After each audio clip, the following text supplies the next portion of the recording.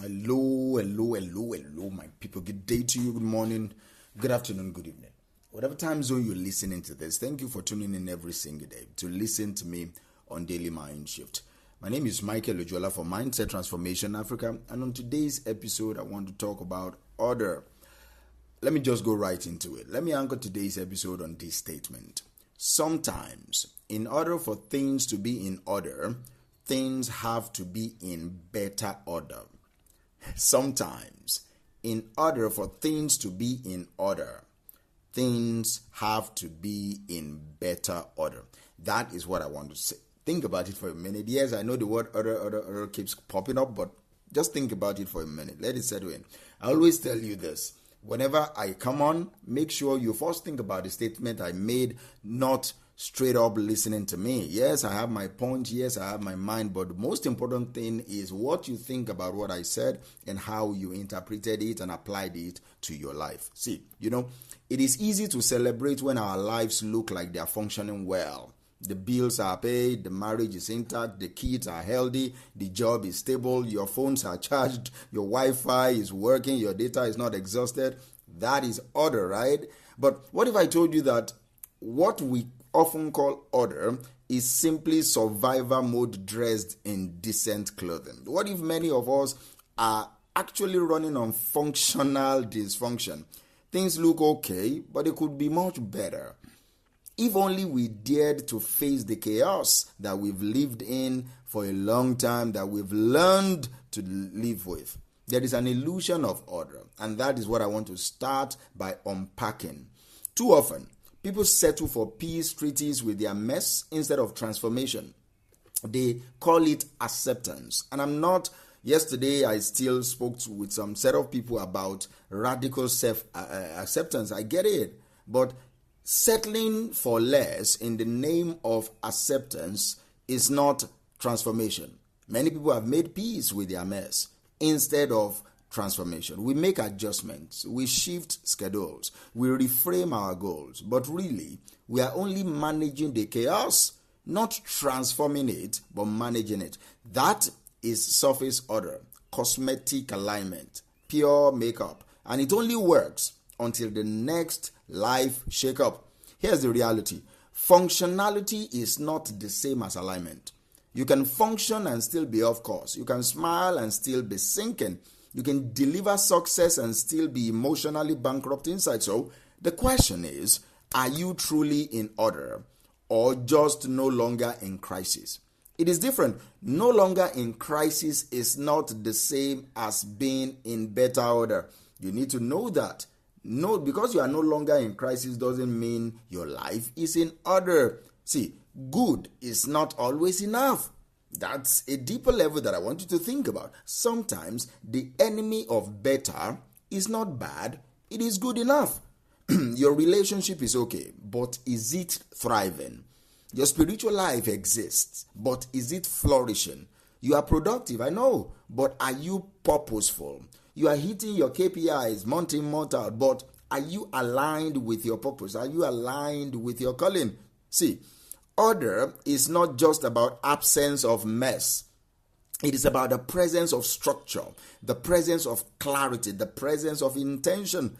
Better order doesn't just allow you to breathe easier. It allows you to build something that is lasting. See, what I know for sure is that God is not a God of chaos.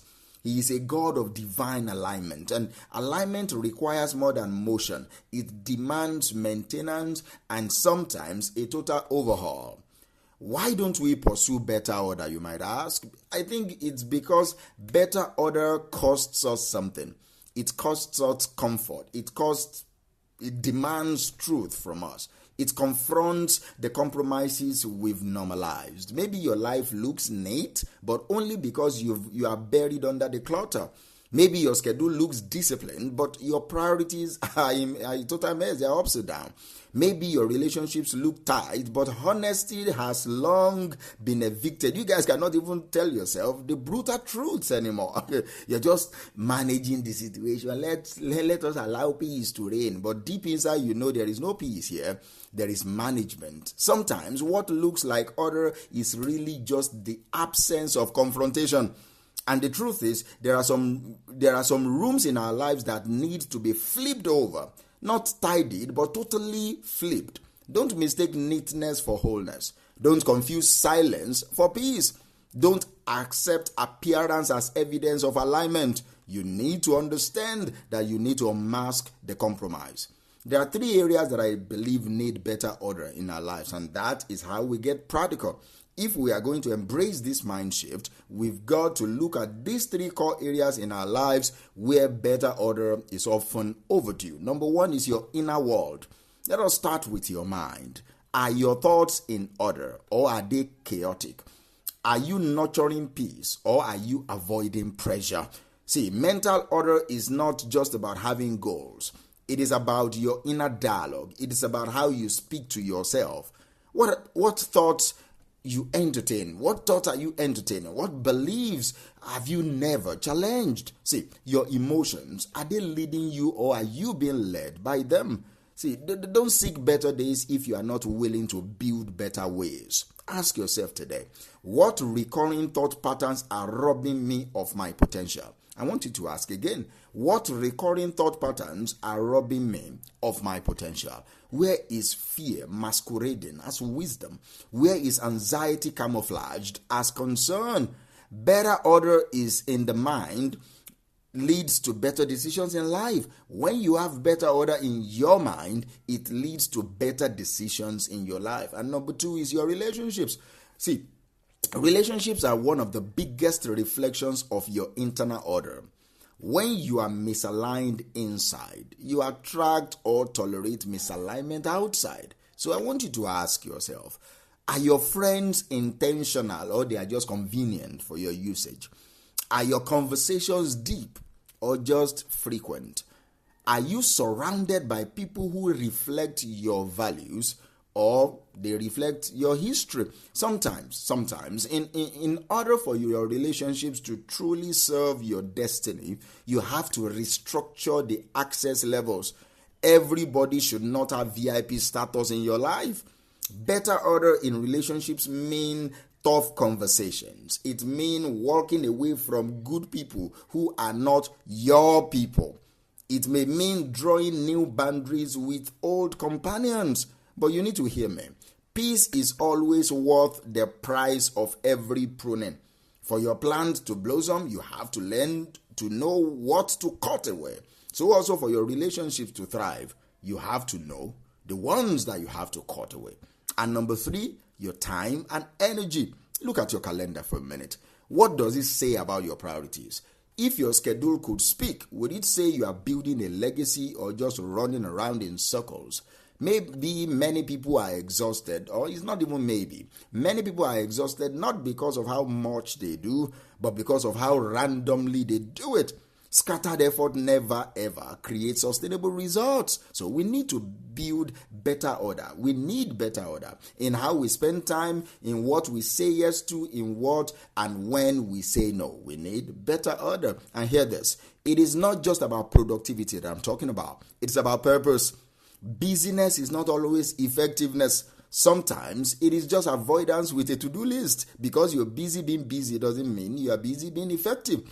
Better order in your time means you don't just manage your calendar. It means you master your energy. You master your focus. Let me tell you something people don't like to hear. Life doesn't autocorrect.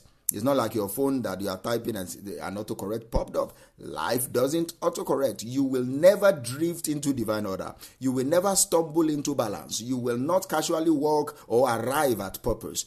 Order, true lasting soul deep order, is intentional. It is painful, yeah. It is sacrificial, yeah. But it is also powerful. You must confront, you must declutter, you must reprioritize. You cannot be casual with chaos and expect calm. Do not wait until burnout teaches you what better structure could have prevented. So, how do we do this? Number 1, audit your life honestly. Number 2, prioritize what truly matters to you. Number 3, simplify ruthlessly. Number 4, revisit and realign often. See, the payoff is always better. Sometimes, in order for things to be in order in our lives, things have to be in better order. So do not settle for just not drowning. Learn to swim and teach other people